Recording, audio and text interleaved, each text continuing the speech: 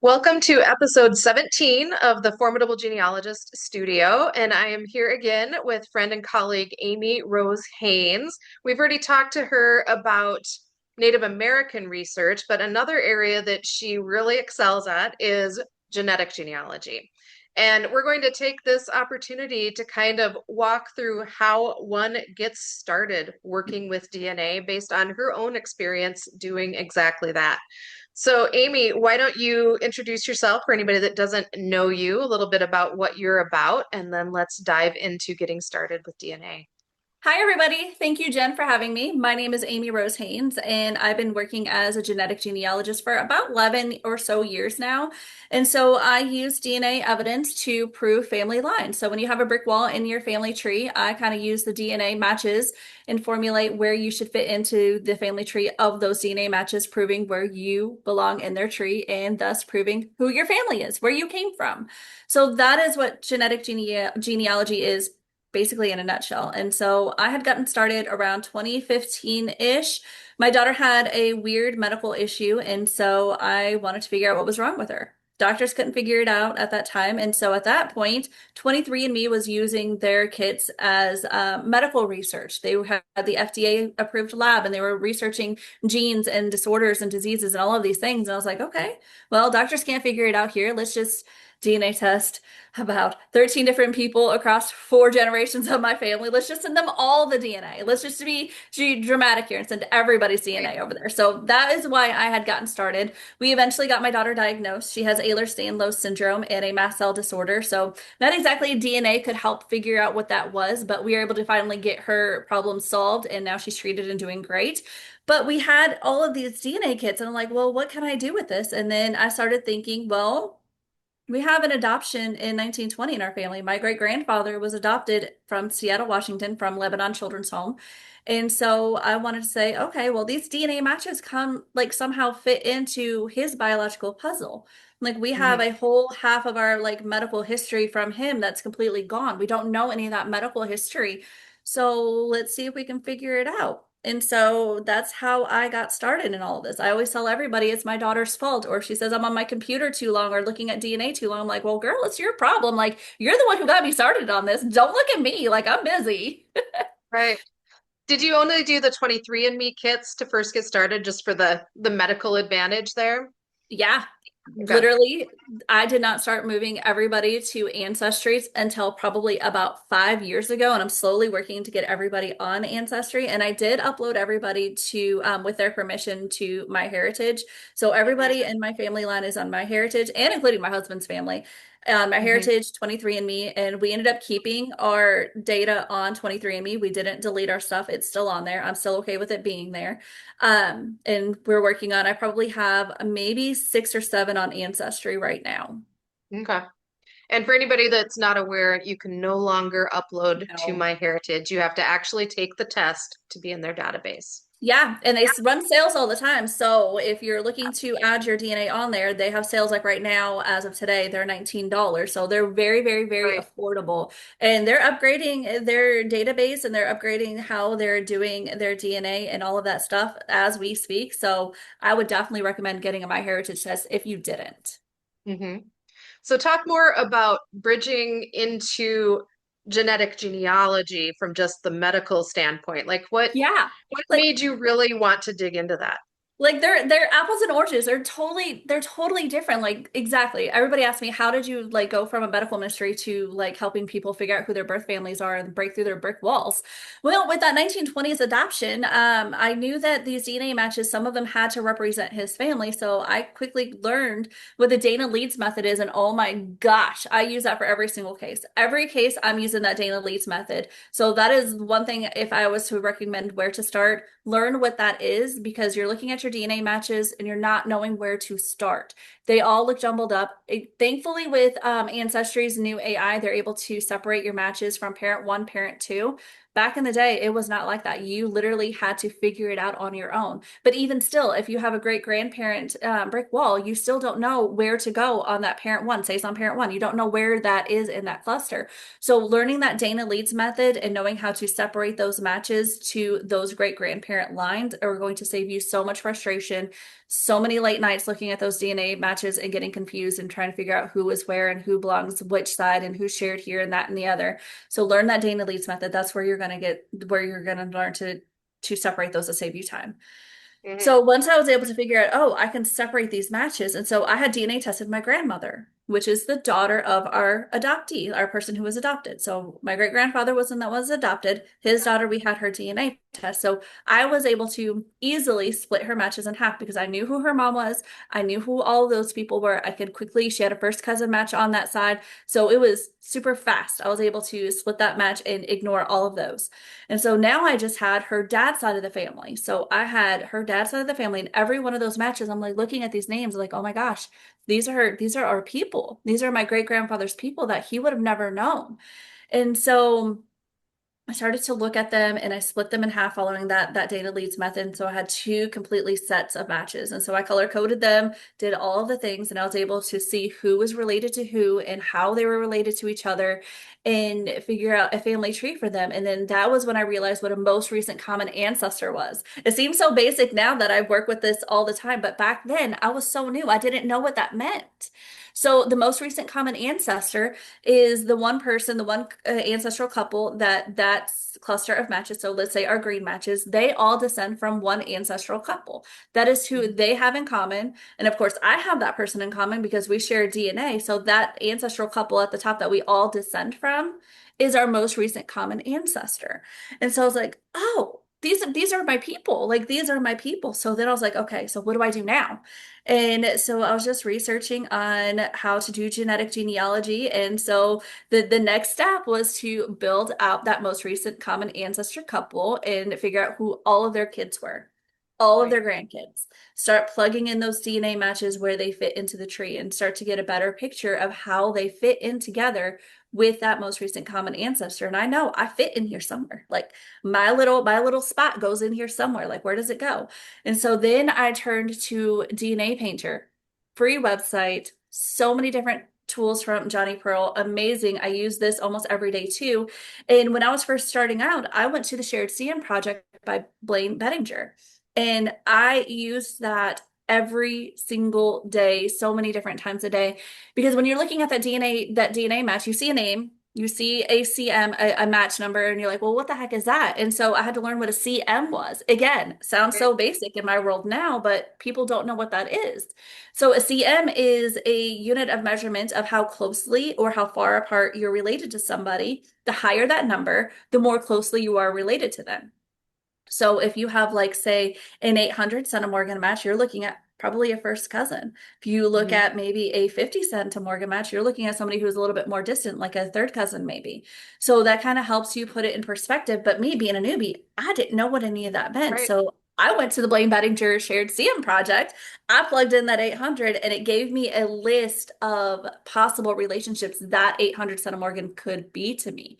So then I Hmm. started looking at it in a new way. So I was like, okay, so if this person is this relation to my grandmother, because that's whose DNA I was using. So my grandmother's DNA. So if I have this centimorgan of a match to my grandmother, if I go one generation back, that is who their parents should be. Like I was trying to figure out calculating this in my head, and I was like, oh, this is making sense. It's starting to click now. And so that's basically how I got started. I just winged it and figured it out. And then once I got him figured out, it was 3 o'clock in the morning. Like I said, my daughter has a rare disorder. She doesn't sleep. I didn't sleep because I thought my child was going to stop breathing in the middle of the night. So I was literally scrolling through face space at 3 o'clock in the morning, not doing Yeah. anything. And there was somebody on there saying, hey, I need help trying to figure out who my mom's father is. I was like, I'm not an expert, but I might be able to help. Like I'll try. And we are actually friends to this day.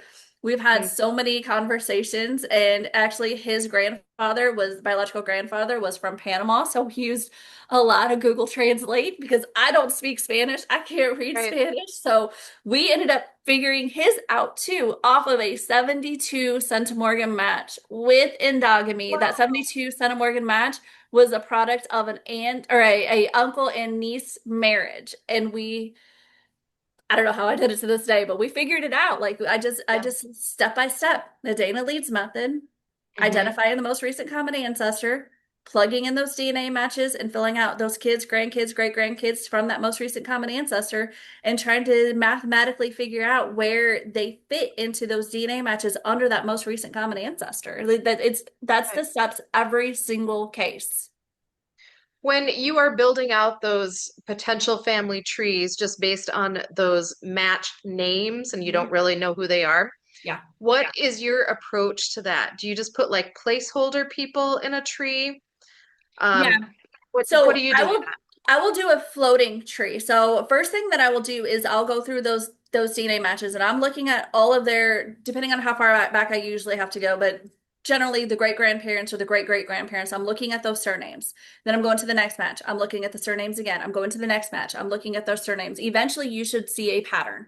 You should see it may not be the same people because somebody may not know as much about the family history, but you if you see Smith occurring every single time and you're like, oh, okay, so let me research this Smith line a little bit. Let me go to this DNA match. Let me just go ahead and start this DNA match first. I usually start with the highest, and I'll put that in a floating tree in my ancestry, and then I'll start building off of that person, and I'll go up two, three, four generations, however far I have to go up. And then I'll go to the next DNA match and I'll start to do the same thing, research where their lines are. And then eventually I'm going to come to an ancestral couple that match. And once I get to that matching point, that is my hallelujah. That is my saving grace. That is where I can jump for joy and celebrate because now I've got it. Once I get that most recent common ancestor, I've got your family. I may not be able to identify your brick wall per se. I may not be able to identify your biological parent that you're looking for, but I have your family. Like I have them. I can tell you who they are. I can tell you where they're from. So we have at least a building block of where to go next. And then I can build their children. So that's basically how I do it. You just systematically go through each match one by one, figure out who they have in common or a common surname and run with it. Sometimes it may have something that's a fluke. There's endogamy. There's all those little like hurdles that you have to go through. But majority of the time, if you land on it and you're right, you just have to always verify your findings. And I will also say traditional genealogy 1000% goes hand in hand with genetic genealogy. You cannot do one or the other without the other. Like they're a partnership. They have to go together. Hmm. I still remember the feeling because like I would help a lot of friends as well. Like one Hmm. friend that had, uh, he said that his grandfather fled Poland during World War II and had no idea. He just arrived on a boat with his sister, no clue who their parents were. Hmm. And so I was like, I'll take a stab at it. And I remember that same feeling of this doesn't make sense, just doesn't make sense. It's like you're doing pin the tail on the donkey. Yeah. You have no idea. And then finally it clicks. It, And it, that, it's you're yeah, it finally celebrating. just makes sense. And then I was like, no, actually, they were born in Chicago. Here are who their parents are. And it's just such an amazing feeling once all of that Mhm. noise just kind of like focuses in and Yeah. And you can grasp it. sometimes the stuff that doesn't make sense, you're like, what is this? Like, it doesn't make sense. Sometimes once you get the family tree, a better picture of it, then it does make sense sometimes. Sometimes, like, oh, that's what that was. And it didn't make sense Yeah. at the time until you had the rest of the family. And like a Hmm. lot of the times here where I live just a little bit outside of Louisville, Kentucky. And so when I'm looking at like say one of the neighboring counties and there's this huge rush of like I see these people going to Oklahoma and I'm Native American, so I know the history of Cherokee Nation and Indian Territory and Oklahoma and the statehood and all those things. And so when I see this mass migration, oh, that makes sense because of the land grabs that happened at that time. So that those things like, oh, land grabs, Oklahoma, that doesn't make sense. Why is this here when I'm researching Kentucky? But it Yeah. makes sense once you get the family Hmm. tree and you figure it out. Yeah. So you talked about DNA Painter, shared CM project, following Dana Leeds, her method. I know she has a YouTube channel as Yes. well. Yes. Before we conclude, what are some more resources that you would suggest people start with to because they can do this. People You can can do do this. this. Yeah, you can do It this. just it's going to take a little bit of studying. Yep, exactly. Diane Southard's Your DNA Guide. She has a YouTube channel and she's on Facebook and she has the guides that she actually sells. So you can get a physical book from her. I recommend her because she's so easy to learn from. She is such this happy, bubbly person and that portrays on screen also. And she has such a easy way to explain things. And she breaks it down in chunks. So you're not getting so much information all at once where you're forgetting things and you're not sure where to go. And then you get all confused and then you get frustrated and you just want to throw in the hat. So I recommend her always first because she is so easy to watch and so easy to learn from. And she just breaks it down in a way that you can understand. Like I said, she's got a book also. Blaine Bettinger, he's got a couple of books too. He's got a YouTube channel. The Legal Genealogist, that is a good one to go watch on YouTube. Amazon has a lot of books. So I would go into Amazon and see what they have too. The family tree webinars, they have some good webinars to look. And so it's a bunch of different people in genealogy and genetic genealogy, family history, all of these things that come together and do little presentations and stuff. So you can learn different things from them too. So maybe Diane Southern's way of teaching isn't for you. Maybe you can't follow along or she's too bubbly or too happy and you're like, oh my gosh, who is this person? Yeah. Then there's other people out there doing presentations. Your state might have a conference where they get together once a year or twice a year and they'll do these presentations too that you can learn from, like a whole weekend of getting all of that information. So there's so many different ways to be able to get the access. So maybe you can't learn from a book, but you can from a video or vice versa. So there's multiple ways that you're able to learn this. If once we conclude here, you have some questions or you need some links sent to you, please come to my website and send me a message. I am happy to help anybody who needs it. I am here for hire if you feel like this is too much for me. So you can just say, hey, I have this brick wall. This is what I'm researching. Can you please help? I'm happy to look at that too. Whether it's the DNA you're confused about or a Native American record you're confused about, you just have a question and it's 2:30 in the morning, send me a message. I might be up, but if not, I'll get to it in the morning. Right.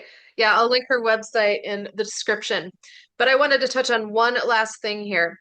So, Ancestry Pro Tools has done so much for DNA research. So, a lot of times when people are trying to figure out where they should test, I steer them that way just because of how much it's Ancestry gotten first. simplified.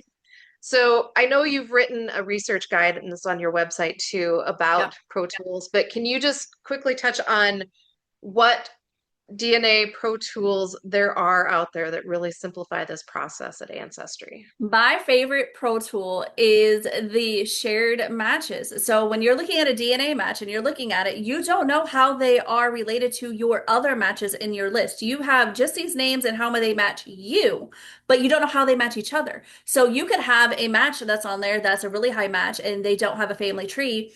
But they could have a daughter on there or a son on there or a niece or a nephew that has an expansive tree. So this person that's closest to you, no tree, won't answer their messages. You guys already know how that goes. But at the shared CM, the shared match icon for the Pro Tools, it will list how they're related to other people. So you can go down that list and see if they're related to somebody more closely, and they might have a tree that you can look at. That is my favorite one that I use every single time. I also love that Ancestry is splitting those matches for you. Like I said before, it was a wild, wild west back then. Like you had Yeah. to figure this out on your own and you had to figure out who was where and when and all these things and you didn't know. And now it's completely split. But you can also split your ethnicity. You can see which ethnicity you got from your mom or parent one or your dad or parent two if you don't know who is who. You can split that and see that.